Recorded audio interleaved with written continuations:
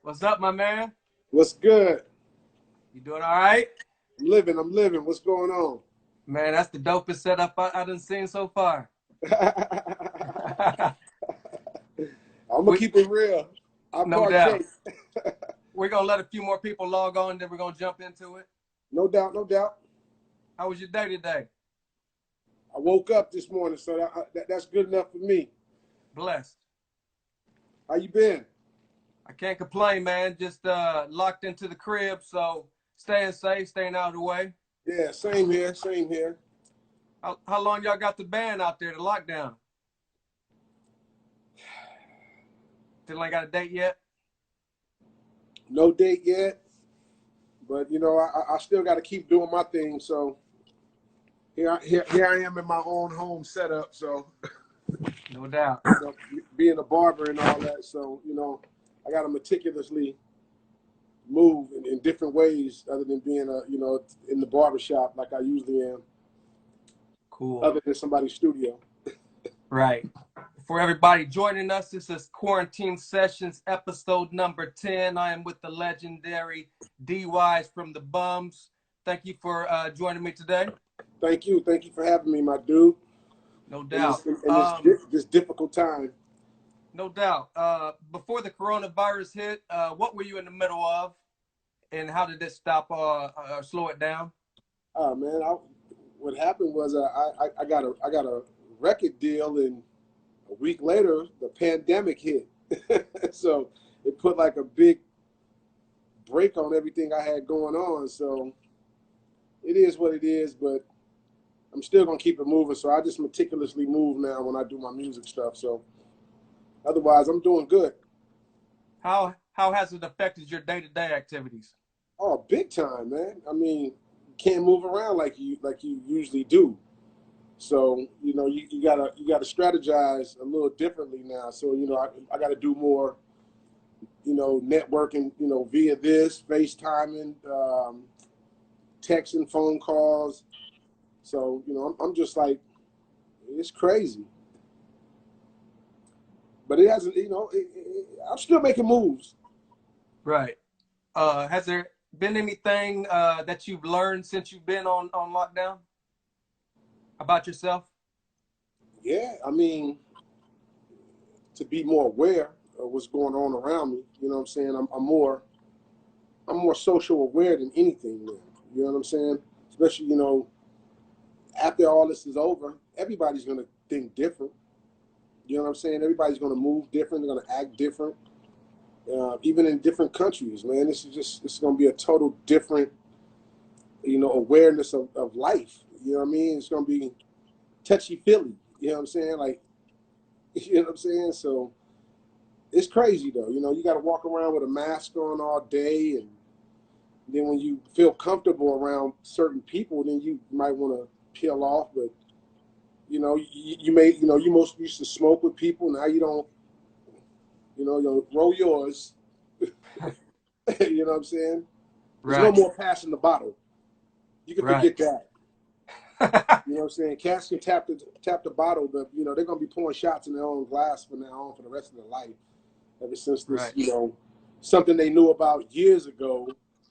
You know what I'm saying? So it's gonna make everybody's life, including mine. It changed. It's still changing.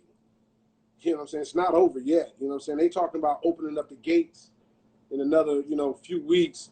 I say it really don't really be over until later on this summer. You know what I'm Right. saying? When really we can just deal with the heat, which affects the virus. You know what I'm Right. saying? So I'm not gonna feel comfortable until we get some hundreds in Right. the air. So till then, I'm gonna stay on my toes. Are you still cutting during these times? I'm being a barber, I used daily I would cut sometimes 15 to 25 heads a day. Now I'm only doing maybe 4 or 5, maybe 7 or 8. You know what I'm saying? And I spread them out. You know what I'm saying? And I got everything you could think of, cleaning material, sanitation material you could think of in here. So after every client, it's every half hour. So I don't let no one in here at all, just that person. Right. And I sanitize everything, disinfect everything, super gloved up.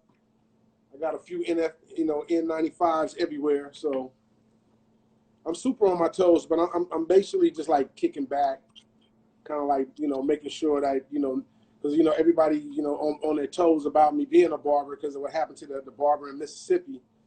I was like, well, I'm not doing too many mobile jobs, you know what I mean? So I'm staying put. Right. But I'm not in effect like I would be if I was at the barbershop. Not at all. What Financially, has it affected me? Fuck yeah. Right. But am I gonna Absolutely. stay? Am I gonna stay a hustler to stay afloat? Hell yeah. Absolutely. Hell yeah.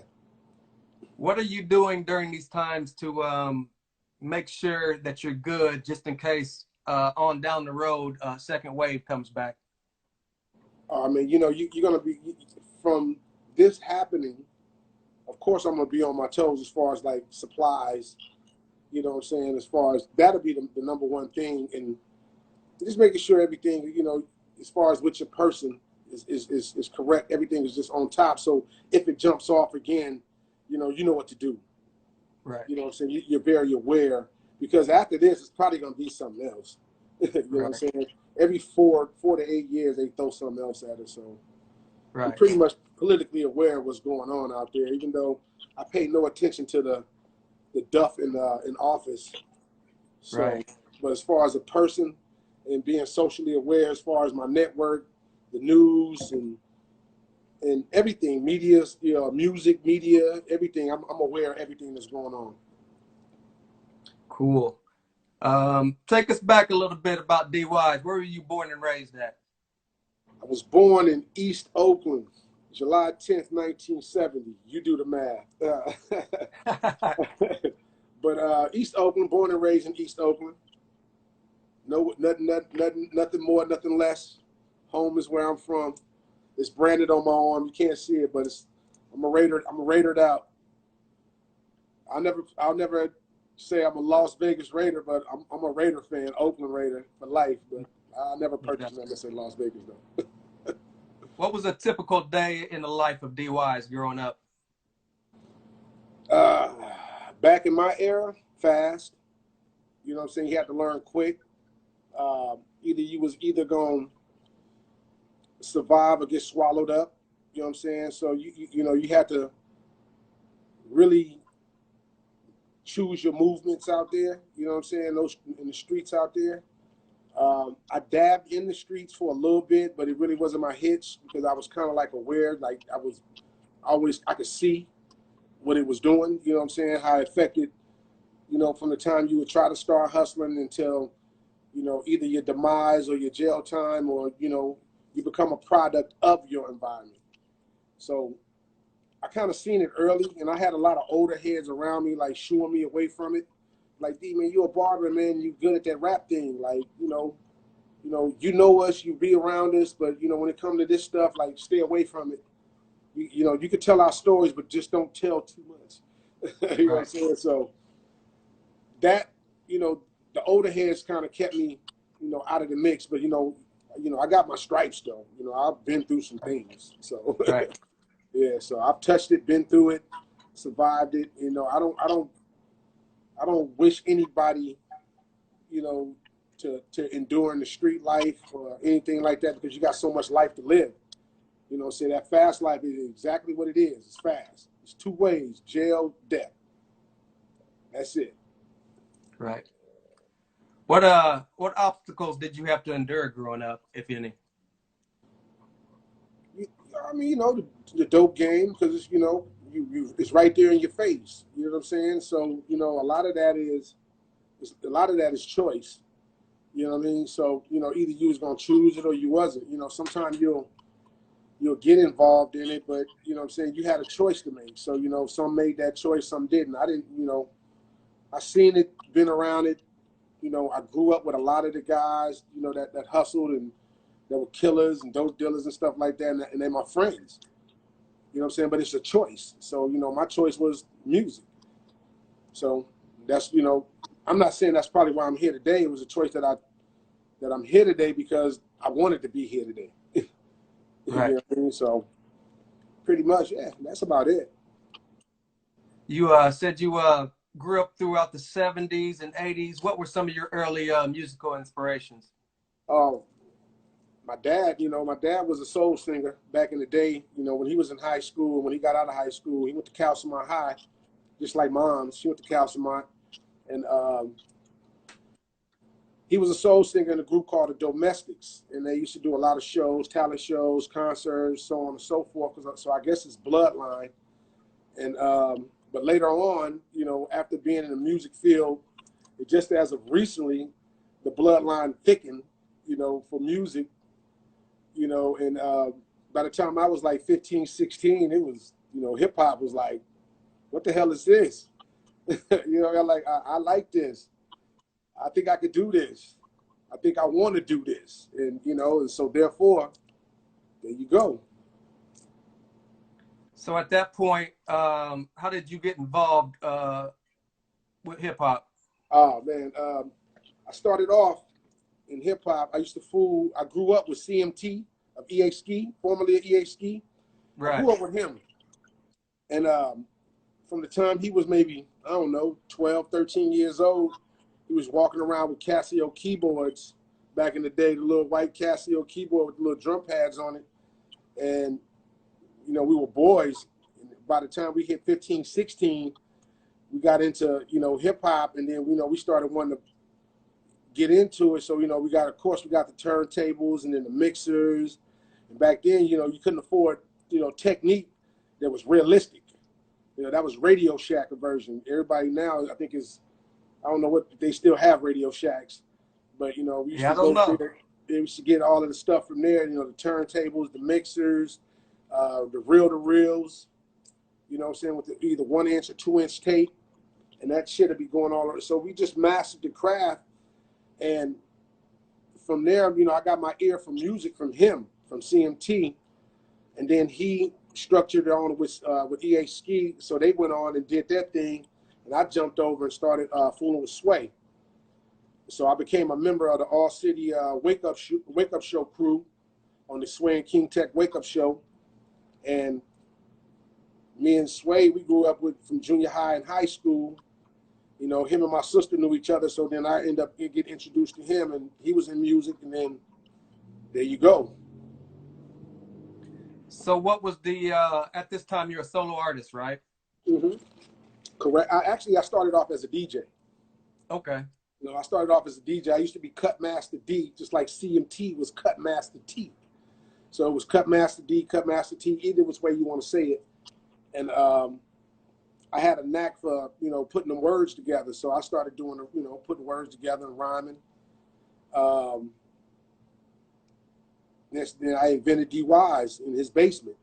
And he's like, so what does Dwyze mean? I said, well, it actually came from an incident that happened, back in the neighborhood at a sideshow, just for me moving me and my boys from one side of the street to the other side from an incident that was getting ready to happen, a shooting.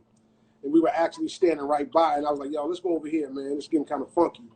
And one of my boys was like, on the way back, he was riding bikes, middle of the night. And he was like, yo, D, that was a wise move, to get us over on the other side of the street. And so after that, he was like, D, wise.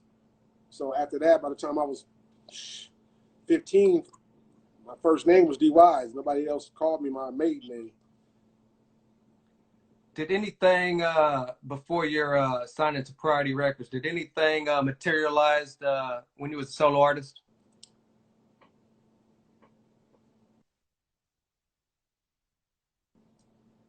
Say that one more time.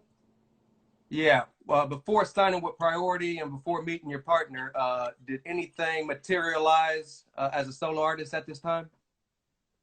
At that time, no. I was just basically a sick'em rapper. I was a battle rapper. You know what I'm saying? So I was always like, Sway's protege. I was his road dog. You know what I'm saying? So like whenever he did, like when I was old enough to get into those venues, sometimes I get snuck into the joint. But he was like, he had a mic and he'd be like, get him, D. So I was, most like a battle rapper. I would just grab that mic and just freestyle and go for mine at any given Sunday. And then I started going to the wake up show. After getting off work, I would just hop in the car with him, go there, And I used to, pick up the records, take them to the DJ, bring people up. And then eventually, after, getting my skills up, eventually he was like, yo, I want you to spit something over the show. So eventually I got on the Wake Up Show. After that, it wasn't no looking back.